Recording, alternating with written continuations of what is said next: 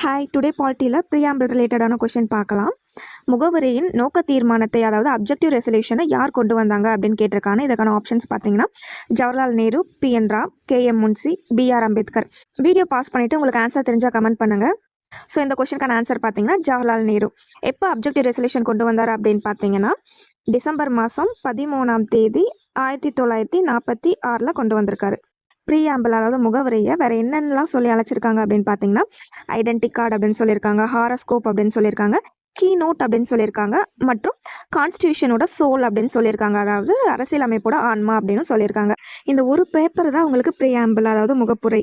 But ஆனால் இதில் இருக்கிற ஈச் அண்ட் எவ்ரி லைன் உங்களுக்கு முக்கியம். ஒவ்வொரு லைன்லேருந்துமே உங்களுக்கு இது வரைக்கும் டிஎன்பிசியில் நிறைய ப்ரீவியஸ் இயர் கொஷின் கேட்டிருக்காங்க. ப்ரீஆம்பிள் அப்படின்னா என்னென்னா, ஒரு புக்கோட சாராம்சத்தை நம்ம அந்த புக்கு படித்து தான் நம்ம தெரிஞ்சுக்கணும் அப்படிங்கிற அவசியம் இல்லை.